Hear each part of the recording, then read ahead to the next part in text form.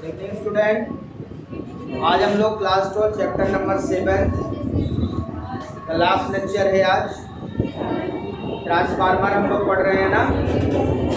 कल हमने ट्रांसफार्मर की स्टडी की थी। Transformer is a static device which transfer electrical energy from primary winding to secondary winding without change in frequency. यदि आप विदाउट चेंज इन फ्रीक्वेंसी नहीं बोलते तो डेफिनेशन इनकम्प्लीट है, आपको कोई मार्क्स नहीं मिलेगा। आपको ध्यान रखना है, तो डेफिनेशन पूरा बोलना है without change in frequency. Clear है। इसके बाद हमने आपको बताया था transformer are use to either increase और डिक्रीज द वोल्टेज और करंट। ट्रांसफार्मर का यूज हम लोग वोल्टेज को बढ़ाने या घटाने में करते हैं। और उसके बाद main part laminated core, winding, primary winding, secondary winding. उसके बाद टाइप ऑफ ट्रांसफार्मर मैंने डिस्कस किया था। There are 2 types of transformer, ठीक है, step down and step up. Down का मतलब जिसका वोल्टेज कम हो जाए आउटपुट का और करंट बढ़ जाए, और जिसमें स्टेप अप वोल्टेज बढ़ जाए आउटपुट का और करंट कम हो जाए। और उसके बाद हमने आपको दोनों का डायग्राम बनाया था, और उसके बाद मैंने कुछ पॉइंट्स लिखे थे, ठीक है। तो वो पॉइंट ध्यान रखना है। स्टेप डाउन का मतलब कौन करता है, वोल्टेज को डिक्रीज कौन करता है। क्या ऐसा होता है ट्रांसफार्मर में जो वोल्टेज कम हो जाता है? Number of turns. Number of turns output का कम होता है, जिस कारण से वोल्टेज कम हो जाता है। Step down transformer. Step up transformer जिनमें आउटपुट का नंबर ऑफ टर्न्स बढ़ जाता है, जिससे आउटपुट वोल्टेज उसका बढ़ जाता है। तो आज हम एक बार ट्रांसफॉर्मेशन रेशियो से फिर शुरू करते हैं और आगे बढ़ते हैं। कल मिस हो गया था।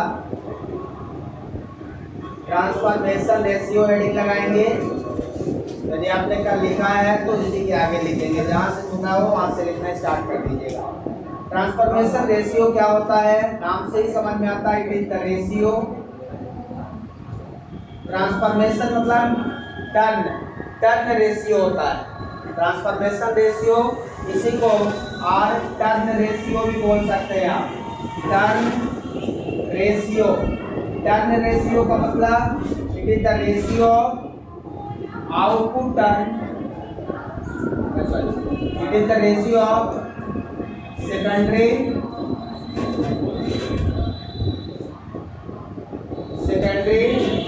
it is the ratio of secondary number of turns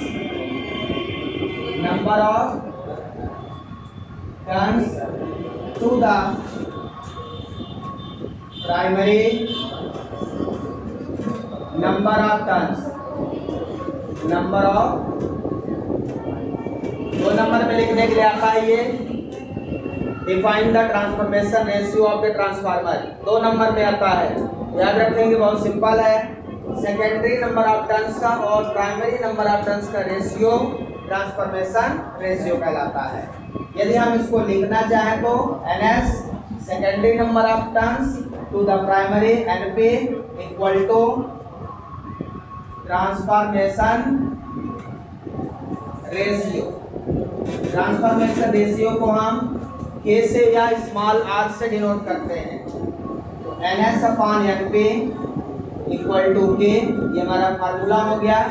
और NS upon NP equal to small r, किसी से भी आप डिनोट कर सकते हैं, कोई दिक्कत नहीं है। तो हम यहाँ पे जो डिनोट करेंगे वो K से करेंगे। तो ट्रांसफॉर्मेशन रेशियो किससे डिनोट करेंगे? K से। तो ये हो गया transformation ratio. Transformation ratio number of turns का रेशियो, इसलिए ये यूनिट लेस और डायमेंशन लेस है। इसकी कोई यूनिट होगी क्या?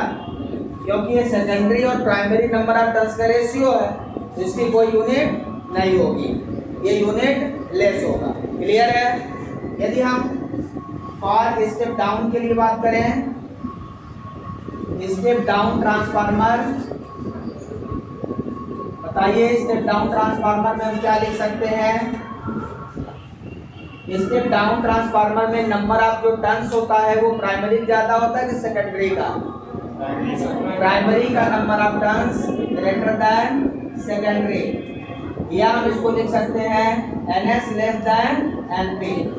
NS less than NP, secondary number of turns less than primary number of turns. Primary number of turns ज़्यादा होता है, सेकेंडरी का कम होता है। इसको हम ऐसा लिख सकते हैं NS upon NP less than 1, NS upon NP less than 1। और NS अपॉन NP क्या होता है? Transformation ratio. मतलब इसको मैं K लिख सकता हूँ, क्या लिख सकता हूँ? K। तो transformation ratio K less than 1। Step down transformer में ट्रांसफॉर्मेशन रेशियो, ये डिफरेंस में याद रखिएगा।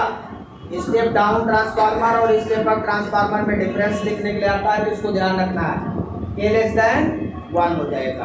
क्लियर है? सबको समझ में आया? स्टेप डाउन में ट्रांसफॉर्मेशन रेशियो की वैल्यू लेस देन 1 आती है, पेपर में पूछा जाता है। अच्छा, क्या मैं इसको ऐसा देख सकता हूँ K लेस देन इक्वल 1? क्या ये एग्जिस्ट करेगा? क्या K less than equal exist करेगा? लेस देन तो एग्जिस्ट करेगा, लेकिन इक्वल नहीं कर सकता। आप K इक्वल टू 1 का मतलब क्या है? K इक्वल टू 1 का मतलब ये है कि number of secondary term is equal to number of primary term. तो ये जब यदि नंबर ऑफ टर्म्स इक्वल हो गए तो फिर हुआ क्या? कुछ नहीं हुआ। आपका ना स्टेप अप हुआ ना स्टेप डाउन, जो आया वही मिल गया। तो फिर ऐसा करने का कोई मतलब नहीं है। इसलिए आपको ध्यान रखना है, कभी भी K less than equal, 4 option यदि रहेंगे तो 2 में ऐसा रहेगा, 2 में ऐसा दे देगा, तो आपको ध्यान रखना है, उसमें टिक नहीं करना। गलती से कर देते हैं बच्चे, उनको आइडिया नहीं रहता, तो लगता है कहीं ऐसा ना हो कि यही आंसर सही हो जो गलत है, और उसे में टिक करके चले आते हैं। तो K always less than 1, not equal to. K हमेशा क्या होगा? स्टेप डाउन ट्रांसफार्मर के लिए हमेशा लेस देन 1 होगा। लिखिए इसको पूरा जल्दी, लिखा था। अब इसके बाद स्टेप अप ट्रांसफार्मर के लिए, और स्टेप अप ट्रांसफार्मर, यदि स्टेप अप ट्रांसफार्मर की बात करें तो इसमें क्या होता है? अब मतलब secondary number of turns greater than primary number of turns. इसमें NS ग्रेटर देन NP होता है ना? सही लिखा है क्या? NS ग्रेटर देन NP सही है। इसका मतलब क्या है? NS upon NP greater than 1। और NS अपॉन NP क्या हो जाएगा? K greater than 1। Step up मतलब ज्यादा, अप मतलब ज्यादा, तो इसमें K ग्रेटर देन 1 याद रखिएगा। स्टेप अप में ट्रांसफॉर्मेशन रेशियो की वैल्यू 1 से बड़ी होती है, K greater than 1। Step down मतलब कम, तो K लेस देन 1। ऐसा याद रखेंगे ट्रिक से। स्टेप अप में ग्रेटर देन 1, स्टेप डाउन में लेस देन। क्लियर है? याद रहेगा, बहुत सिंपल है, नोट डाउन कर लें। कंप्लीटेड।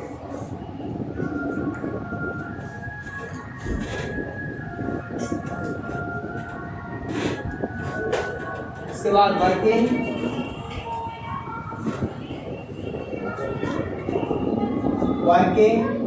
आपने ट्रांसफार्मर बनाया है डायग्राम, एक बार मैं डायग्राम बना देता हूँ, आपको नहीं बनाना है, आपने कल बनाया था।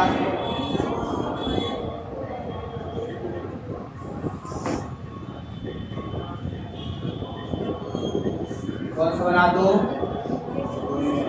स्टेप डाउन बना लेता हूँ।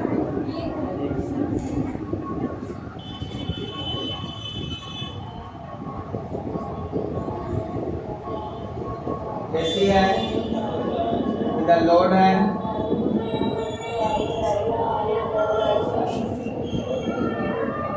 सेकेंडरी, इधर प्राइमरी,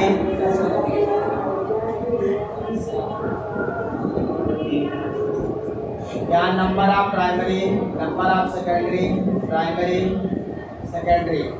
ठीक है। अब इसकी वर्किंग लिखने जा रहे हैं। लैमिनेटेड आपने बनाया होगा, यहाँ से लैमिनेटेड बनाया था, laminated.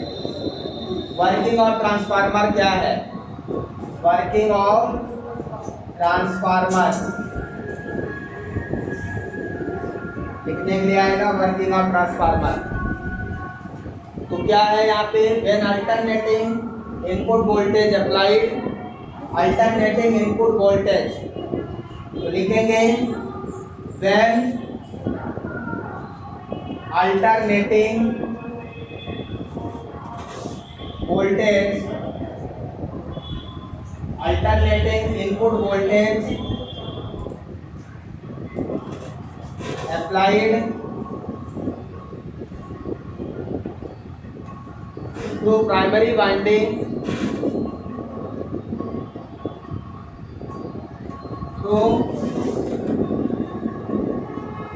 primary winding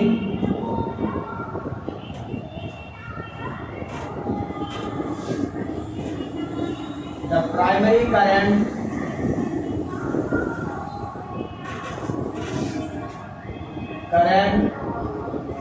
flowing through the circuit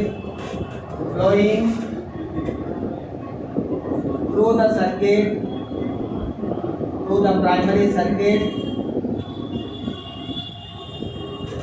primary winding.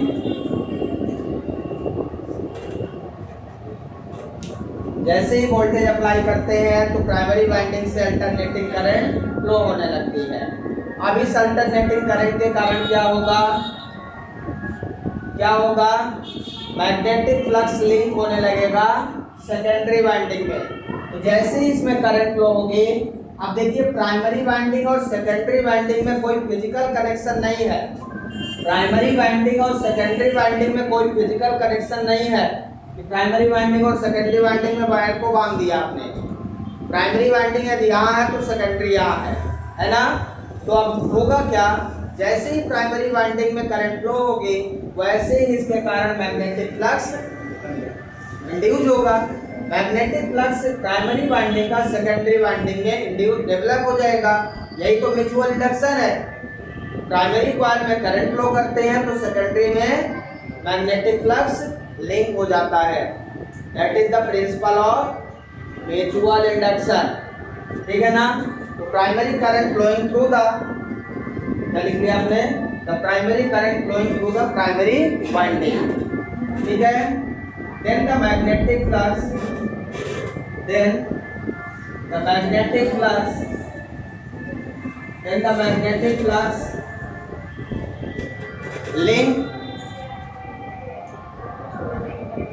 link in the secondary coil,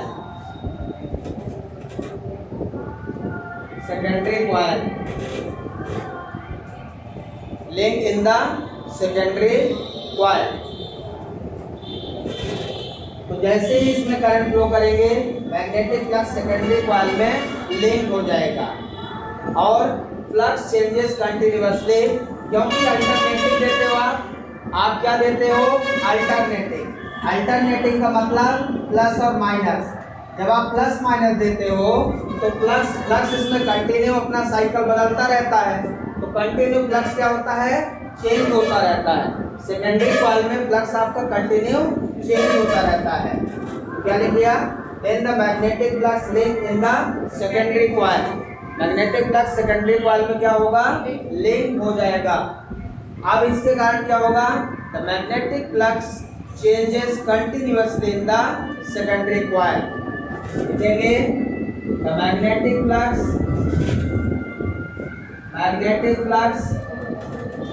changes continuously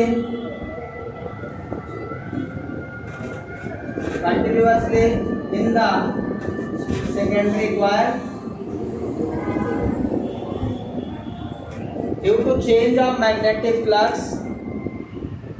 अब क्या होगा, due to change of magnetic flux क्या होगा, due to change of magnetic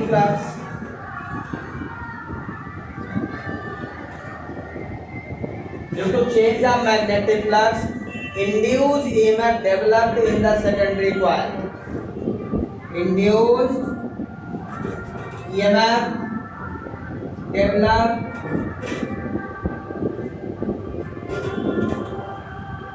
in the secondary coil। Induced EMF developed in the secondary coil। तो secondary coil में induce EMF developed हो जाएगा और इंड्यूस ईएमएफ डेवलप होने के बाद इंड्यूस करंट डेवलप हो जाएगी। तो सेकेंडरी करंट है ये इंड्यूस करंट है। तो अकॉर्डिंग टू फैराडे लॉ चलें। अब ये अकॉर्डिंग टू यदि हम फैराडे लॉ चलते हैं, according to second law of Faraday, Faraday second law, Faraday second law, Faraday का सेकेंड लॉ क्या है याद है? फैराडे का सेकेंड लॉ क्या है? Induce EMF A equal to minus d∅dt, ये इंड्यूस ईएमएफ है।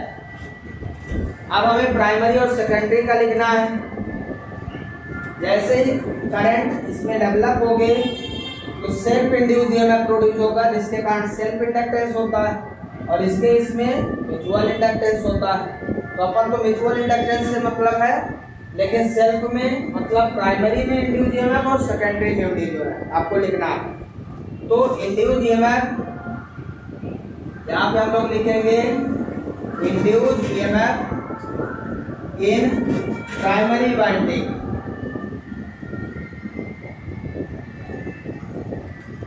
प्राइमरी वाइंडिंग का इंड्यूस ईएमएफ क्या लिखेंगे?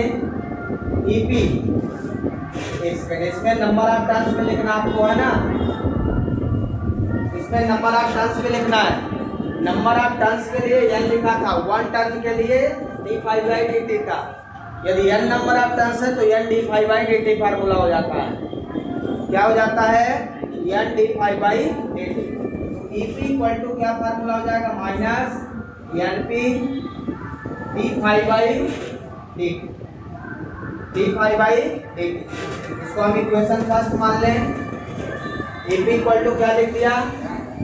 Minus np d∅ dt। ऐसे इंड्यूस ईएमएफ ये लिख लिया आपने यहाँ तक, इधर का वर्किंग लिख लिया है, सबने लिख लिया।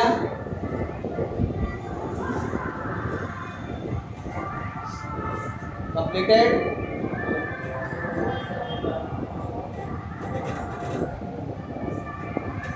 अब induce EMF in secondary winding क्या होगा? Induce EMF in secondary winding क्या होगा? बोलिए क्या होगा? सेकेंडरी वाइंडिंग मतलब S equal to minus NS d∅dt। अब दोनों इक्वेशन को डिवाइड कर दें तो क्या हो जाएगा? बोलिए equation second divided by first. Equation second को फर्स्ट से डिवाइड करो नंबर ऑफ टर्न्स के रेशियो में। तो हम यहाँ पे डिवाइड करें यार ES by AP, ES by AP equal to minus NS d∅ dt upon minus NP d∅ dt। d∅ dt term cut जाएगा, माइनस से माइनस कट जाएगा, क्या बचेगा? ES by AP equal to NS by LP। यही है। ES by EP equal to क्या लिख सकते हैं? ES by EP equal to क्या लिख सकते हैं? NS by LP। ठीक है। ES क्या है? Induce EMF in secondary side, और EP क्या है? Induce EMF in primary side. यदि ट्रांसफार्मर में कोई लॉस ना हो तो ES equal to VS, EP equal to VP। यदि वाइंडिंग में कोई लॉस ना हो तो VP equal to ES, EP और VS इक्वल टू ES। मतलब वोल्टेज और ईएमएफ दोनों बराबर होते हैं। आपको याद होगा मैंने V इक्वल टू LdI/dt लिखा था, मतलब ईएमएफ और वोल्टेज इक्वल हो जाते हैं। ईएमएफ और वोल्टेज इक्वल हो जाते हैं तो उस फार्मूले से हम इसको क्या लिख सकते हैं? इधर लिख लिया आपने, कंप्लीटेड। समझ में आया? ये वर्किंग में ही है सब कुछ, ये वर्किंग में है सब कुछ, आपको वर्किंग में सब लिखना है ट्रांसफार्मर का। अब इसको हम क्या क्या लिख सकते हैं? हम ES by EP equal to VS by AP equal to NS by NP equal to, यदि ट्रांसफॉर्मेशन रेशियो में देखें तो इसमें क्या होता है, वोल्टेज यदि VS बाई VP है तो करंट क्या होती है, करंट क्या होगी, यदि वोल्टेज सेकेंडरी अपॉन प्राइमरी है तो करंट उल्टा होगा ना, क्योंकि वोल्टेज जिसका ज्यादा है उसकी करंट कम है। तो करंट का रेशियो यदि मैं लिखूं यहाँ पे IP बाई IS और NS बाई NP का रेशियो क्या कहलाता है भाई, देखिए ये EMF नंबर ऑफ टर्न्स के इक्वल है, तो मैं इसको लिख सकता हूँ ट्रांसफॉर्मेशन रेशियो, ये बड़ा फार्मूला बन गया पूरा, क्या लिख सकता हूँ, ट्रांसफॉर्मेशन रेशियो। वैसे तो transformation ratio is the number of turns secondary turns to the primary turns, secondary upon primary का ratio number of turns transformation ratio कहलाता है। लेकिन ये number of turns VS upon VP के बराबर है, ये ES अपॉन EP के बराबर है, ये IP अपॉन IS के बराबर है, मतलब ये पूरा इक्वेशन लिखा हुआ है जो नंबर ऑफ टर्न्स के बराबर है। क्लियर है, समझ में आ गया, पूरा अच्छे से लिखिए आपको। अब हम आपको ये बताने जा रहे हैं कि पावर इनपुट साइड और आउटपुट साइड का इक्वल रहता है, तो ये इंपॉर्टेंट पॉइंट है, power in primary winding is equal to power इन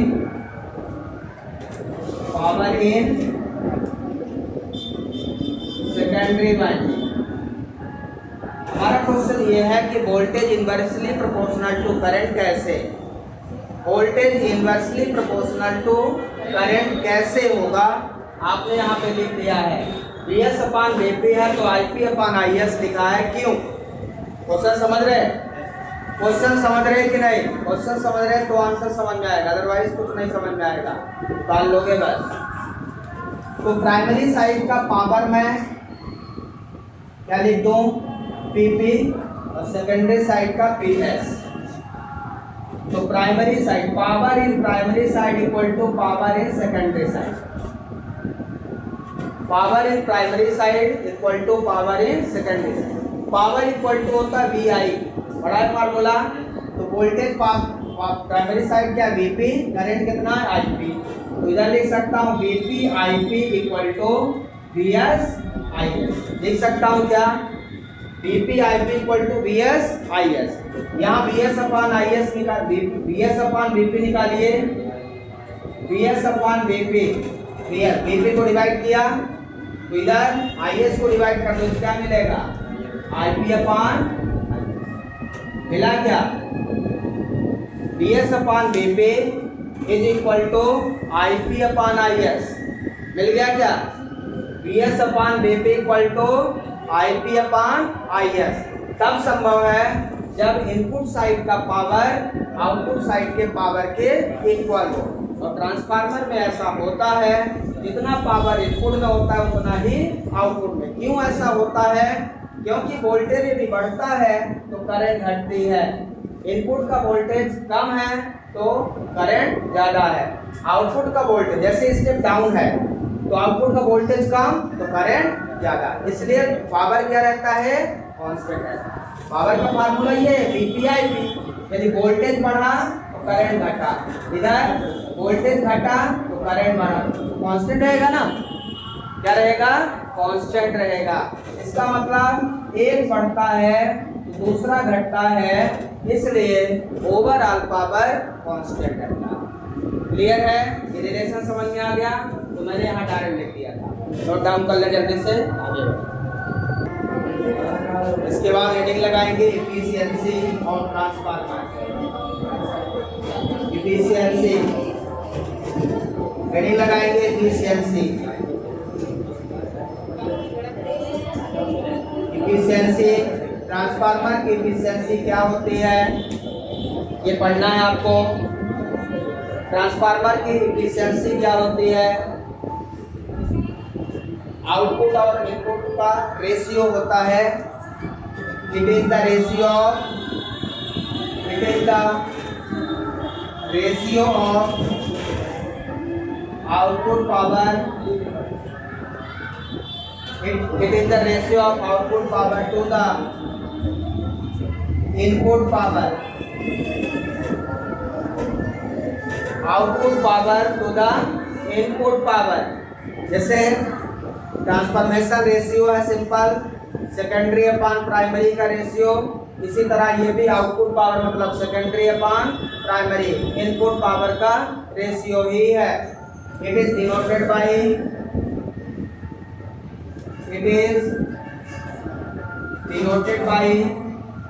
ईटा, इसे ईटा से डिनोट करते हैं, ध्यान रखना। इसका सिंबल है ईटा का सिंबल है, ईटा का सिंबल है। तो इफिशियंसी का फार्मूला क्या हो जाएगा, efficiency eta equal to output power divided by input power, output power into input power, ठीक है ना। फार्मूला लिखना आपको, परसेंट में 100% कर लेंगे। अब यदि इसमें ट्रांसफार्मर में कोई लॉस नहीं होता, ट्रांसफार्मर में कोई लॉस नहीं होता, तब इसकी एफिशिएंसी 100%, तब output power equal to input power. ये जो हमने कंडीशन माना है ये नो लॉस ऑफ ट्रांसफार्मर है। ट्रांसफार्मर में यदि कोई लॉस नहीं होता तो इसका मतलब ट्रांसफार्मर आइडियल है। ट्रांसफार्मर कैसा है, ideal. Practically it is not possible without loss of transformer, practically not possible. ऐसा प्रैक्टिकल में पॉसिबल नहीं है कि ट्रांसफार्मर में कुछ लॉस ना हो, ऐसा संभव नहीं है। तो ये हो गया efficiency of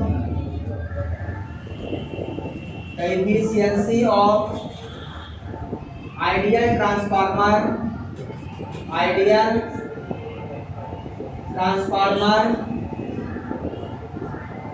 is 100%। Ideal transformer की एफिशिएंसी 100% होती है। कितनी होती है, 100%। But it is practically not possible, but it is practically not possible. ये प्रैक्टिकली पॉसिबल नहीं है, ये केवल आइडियली हो सकता है ऐसा, प्रैक्टिकली में ये पॉसिबल नहीं है। तो प्रैक्टिकल में यदि पॉसिबल नहीं है तो उसमें कुछ लॉस होते होंगे, और लॉस के कारण एफिशिएंसी 100% तो नहीं होगी, 99% हो सकती है। तो कितना परसेंट होगा इसका एफिशिएंसी प्रैक्टिकल में, 99% तक हो सकती है, 90 से 99%। तो इसकी जो एफिशिएंसी हो हम लिखेंगे प्रैक्टिकली में एफिशिएंसी ऑफ प्रैक्टिकल ट्रांसफार्मर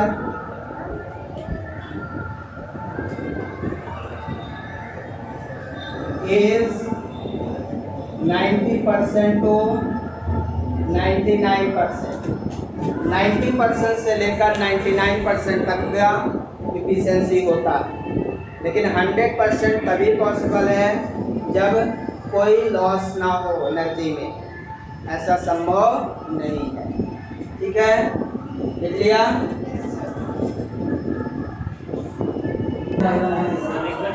चलिए हेडिंग लगाते हैं, losses in transformer. Losses in transformer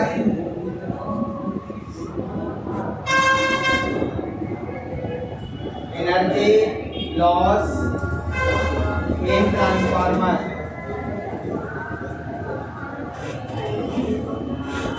energy loss in transformer, ठीक है ना। ट्रांसफार्मर में एनर्जी लॉस हमें डिस्कस करना है। Core loss, copper loss. तो यहाँ पे कोर और आयरन लॉस होता है, iron loss.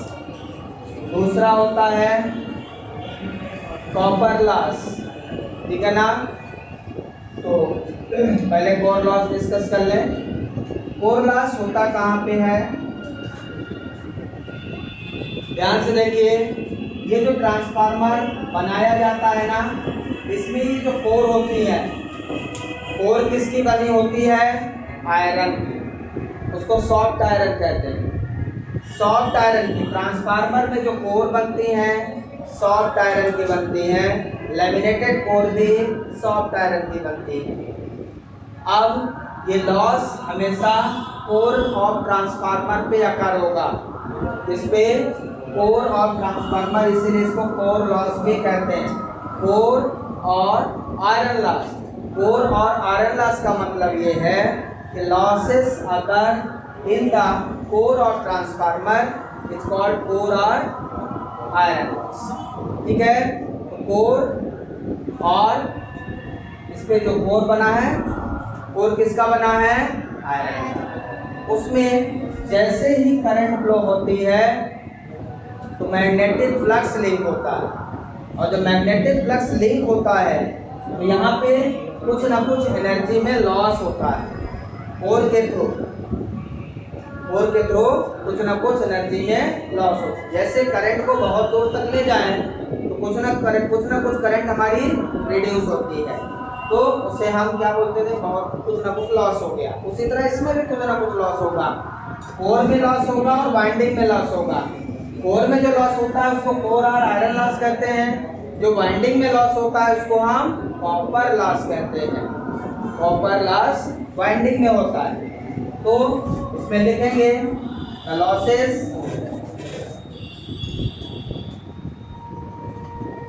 Occur in the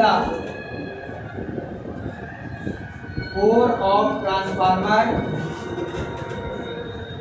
core of transformer is called core loss और iron loss। core loss और iron loss पूरा लिखेंगे।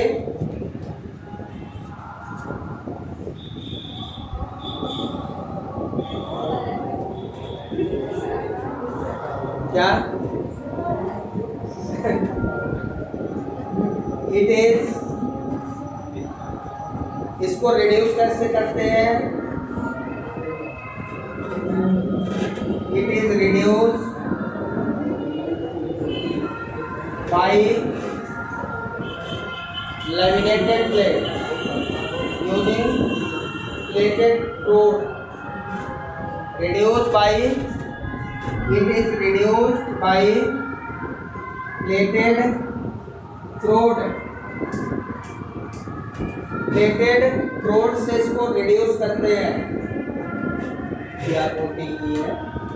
प्लेटेड रोड का मतलब लैमिनेटेड कोर, और laminated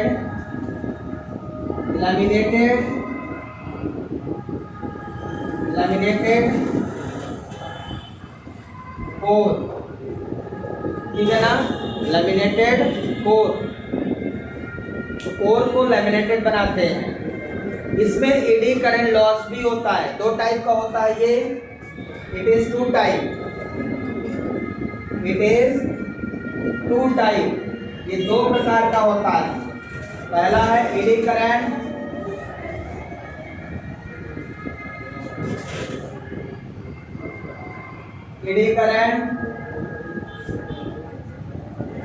loss, eddy current loss. दूसरा है hysteresis loss. Eddy current loss क्या होता है, एडी एक प्रकार की करंट है जो हमारे मेन करंट में अपोज करता है। क्या होता है, मेन करंट में अपोज करता है, और मेन करंट में यदि अपोज कोई करेगा तो लॉस तो होगा।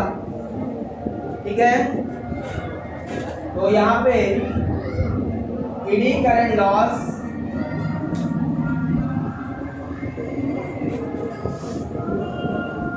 अगर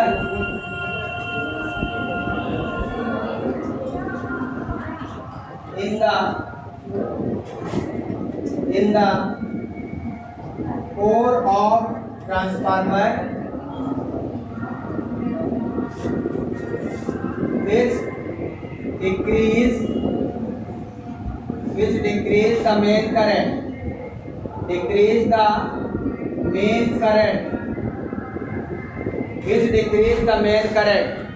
अब ये क्या करता है, मेन करंट को डिक्रीज करता है, इसके कारण ये लॉस बनता है। अब आपको ऐसा क्या करना है, ये हट जाए। एडी करंट रिड्यूसेस बाय, इसको कैसे हटाओगे आप, eddy current reduces by making laminated core.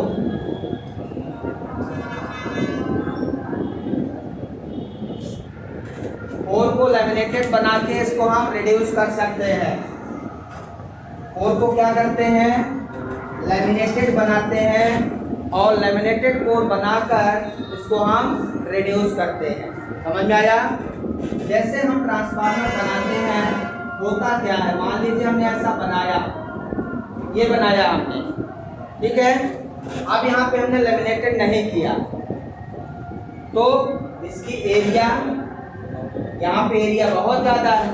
यदि इसकी एरिया ए है तो एरिया बहुत ज़्यादा है। रेजिस्टेंस का फार्मूला हम लोग क्या लिखते हैं, rho l by A, rho l by A. Resistance inversely proportional to area. Area बहुत ज़्यादा है ना, यदि एरिया ज़्यादा है तो रेजिस्टेंस कम होगा। अब यहाँ पे एरिया ज़्यादा है, क्या है, एरिया ज़्यादा है, तो रेजिस्टेंस यदि कम होगा तो करंट ज़्यादा होगी। कौन सी करंट, एडी करंट। अब हमें एडी करंट को डिक्रीज करना है, तो हम करेंगे क्या, इसको रिड्यूस कर दें, इसको लैमिनेटेड कर दें।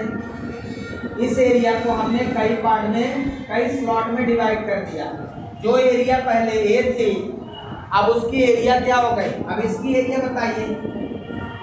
जो पहले इतनी एरिया थी वो अब छोटे छोटे पार्ट में डिवाइड हो गई, तो अब एरिया क्या हो गई, कम हो गई। अब क्या हो गई, इसकी एरिया क्या हो गई, एरिया डिक्रीज हो गई, इनकी एरिया क्या हो गई, डिक्रीज हो गई। तो resistance inversely proportional to area. यदि एरिया डिक्रीज हो गई तो रेजिस्टेंस क्या हुआ, रेजिस्टेंस इंक्रीज हो गया। मतलब लैमिनेटेड बनाने से वहाँ का रेजिस्टेंस बढ़ गया। रेजिस्टेंस बढ़ने से जो ईडी करंट यहाँ पे अकर हो रहा है कोर में, ईडी करंट जो अकर हो रहा है, यदि रेजिस्टेंस बढ़ा तो करंट घट गई। ईडी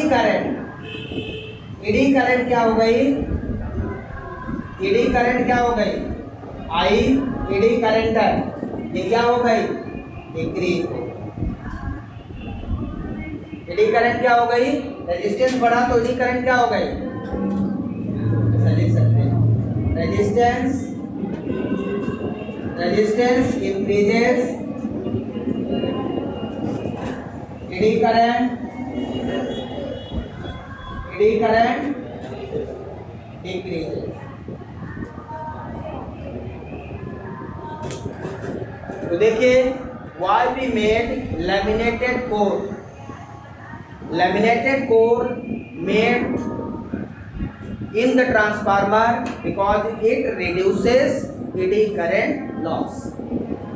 क्या करता है, एडी करंट लॉस को डिक्रीज करता है, कम करता है। ये एडी करंट लॉस एक प्रकार का लॉस है, और जब ये कम हो गया तो आपका लॉस कम हो गया। ये कम से कम होना चाहिए, एडी करंट लॉस क्या होना चाहिए, कम से कम। Resistance increases, eddy current decreases. मतलब आपने इसको लैमिनेटेड क्यों बनाया, लैमिनेटेड बनाने से जो एरिया ज़्यादा थी वो कम हो गई, एरिया कम होने से रेजिस्टेंस बढ़ा, रेजिस्टेंस बढ़ने से करंट कम हो गई। मेन रीजन इसका ये है। लैमिनेटेड बनाने से क्या हुआ, लैमिनेटेड मतलब एक पेपर दूसरे पेपर के बीच में रख दिया तो उसकी एरिया जो बहुत ज़्यादा गैप था वो कम हो गया, तो इस तरह से एडी करंट लॉस डिक्रीज हो गया। समझ में आया? लिख लिया पूरा, पूरा लिख लिया। इसके बाद सेकंड है हिस्टेरिसिस लॉस।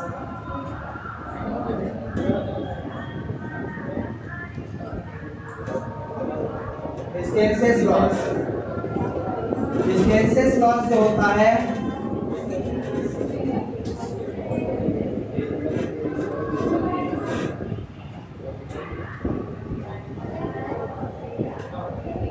हिस्टेरिसिस लॉस, ये कोर पे ही जब मैग्नेटाइज होता है, जब साइकिल चलता है तो मैग्नेटाइजिंग और डीमैग्नेटाइजिंग होता है।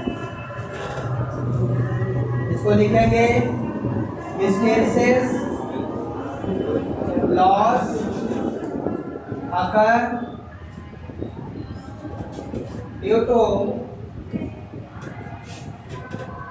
Magnetise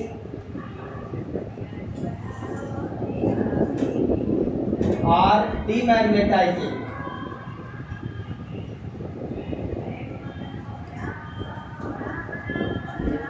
demagnetising, hysteresis loss occur due to magnetising और demagnetising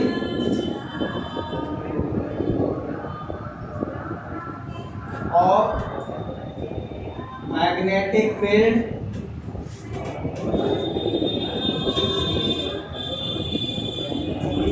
across the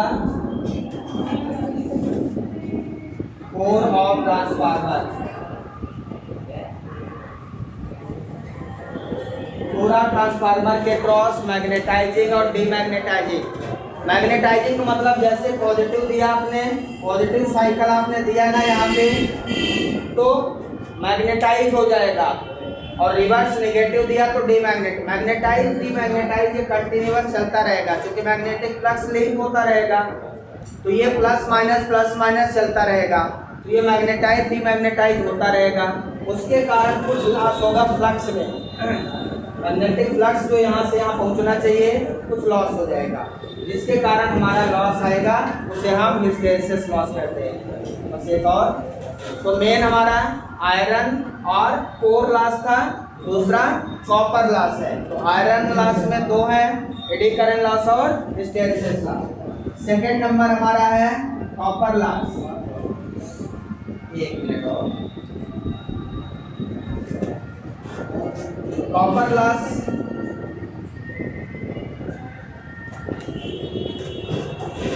copper loss किसके कारण होता है?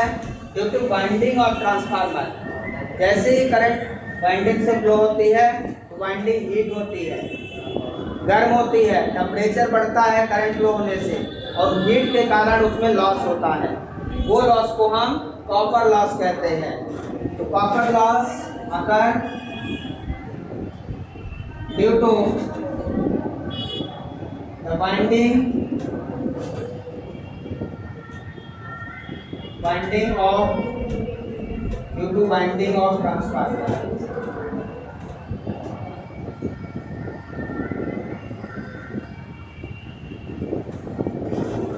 ठीक है ना? वाइंडिंग ऑफ ट्रांसफार्मर मतलब कॉपर लॉस कहाँ पर होता है? ट्रांसफार्मर के वाइंडिंग में। ठीक है ना? इसमें ये कॉपर लॉस का फार्मूला पूछे तो I²R लिखेंगे, इसे I²R भी कहते हैं। I²R का मतलब मेन करंट और R रेजिस्टेंस। तो ये वाइंडिंग में लॉस के कारण अकर होता है। कोई पूछे इसको निकालना है तो I²R लगा देंगे फार्मूला, तो कॉपर लॉस को आप फाइंड कर सकते हो। ठीक है ना? सारे लॉसेस को फाइंड कर सकते हो। इस तरह से ये हो गए क्या? Losses in transformer. यूज लिख लेंगे, ट्रांसफार्मर के यूज आपको लिख लेना है। कहाँ कहाँ यूज है?